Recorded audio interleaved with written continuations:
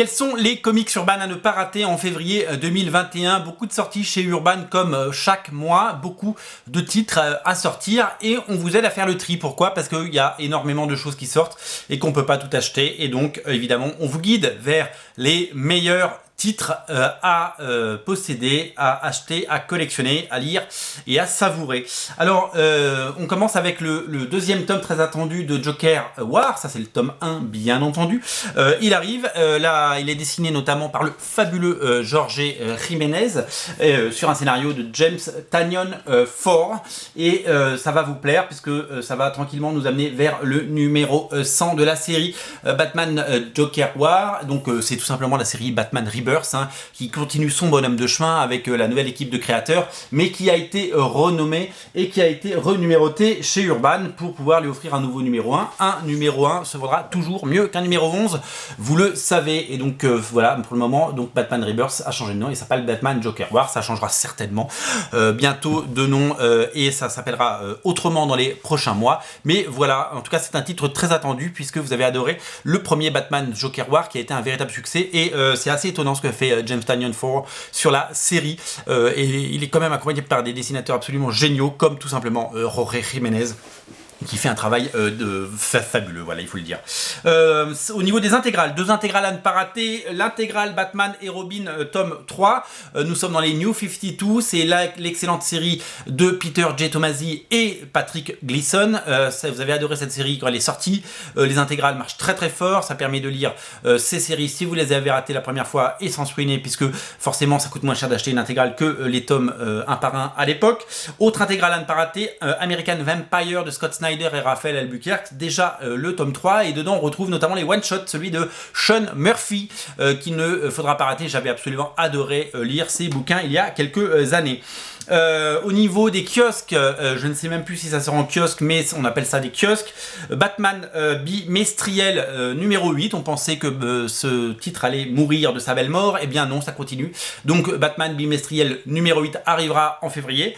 Et au niveau des suites, des séries, de deux séries qu'on attendait quasiment plus. La première c'est Deadly Class tome 9 de Rick Remender, donc 9e tome pour cette série qui a fait l'objet, vous le savez, d'une courte et éphémère première saison dans laquelle Rick Remender avait été très, très impliqué et qui n'a pas eu de suite. Je ne sais même pas si ça a été diffusé en France, mais en tout cas ça lui a pris beaucoup de temps et le tome 9 arrive enfin en VF, tout comme le tome 9 de East of West, la série de Jonathan Hickman. Jonathan Hickman n'a jamais eu autant le vent en poupe avec son succès sur les X-Men et donc du coup c'est l'occasion de remettre un petit coup sur les séries indépendantes qu'il produit chez Image Comics ou ailleurs et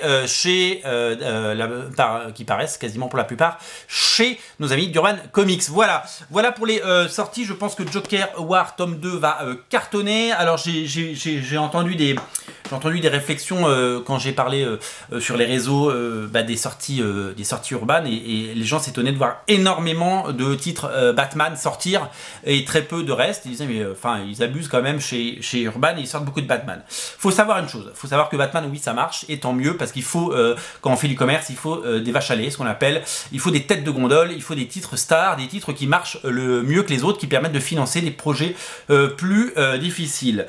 Les projets indés marchent habituellement très bien quand ils sont bien vendus. Je pense à Saga par exemple, énorme succès qui va au-delà du microcosme des comics. Il faut savoir que les comics, ça représente 6% du marché de la bande dessinée. C'est tout petit, c'est vraiment, on appelle ça une niche. Donc quand un comics peut se vendre au-delà des 6% de lecteurs qui lisent de la bande dessinée, je pense donc à Saga, je pense que Feric West avait fait ce genre de succès, Lady Mechanica fait ce genre de succès. Ce sont des titres indépendants qui ne sont pas du super-héros et qui arrivent à séduire une clientèle autre que la clientèle de super-héros. Eh bien il faut s'en féliciter, mais la plupart du temps on reste cantonné dans ces 6% de lecteurs qui n'achètent que que du comics.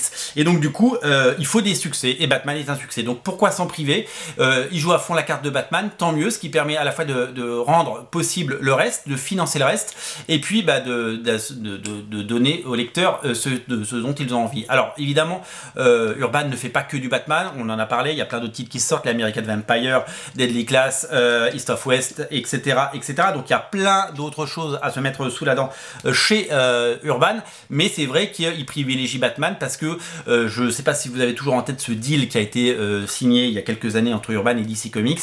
Ils font ce qu'on appelle un minimum garanti et ils payent un minimum garanti à DC Comics de 1 million de dollars. Donc, ce qui veut dire qu'ils doivent donner chaque année 1 million de dollars de droits à DC Comics. Et donc, quand on avance cette somme-là, il faut ce qu'on appelle recouper évidemment cette somme en faisant des ventes. Et c'est plus facile de faire des ventes sur du Batman que sur autre chose. Ça ne les empêche pas de proposer autre chose, mais tout n'est pas un succès. Il faut savoir que quand il se vend un Batman, il se vend beaucoup moins, enfin quand il se vend 10 Batman, il se vend beaucoup moins de Superman ou de Supergirl ou de Wonder Woman, parce que ce sont des personnages qui marchent en France, mais qui ne marchent pas qui ne marchent pas autant que Batman, voilà.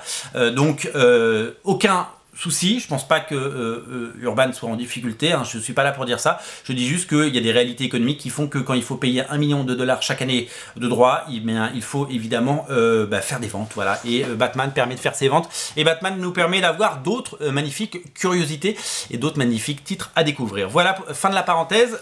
Si vous voulez ces titres, ils sont disponibles sur originalcomics.fr et on vous les montrera quand ils sont disponibles à leur sortie. Salut!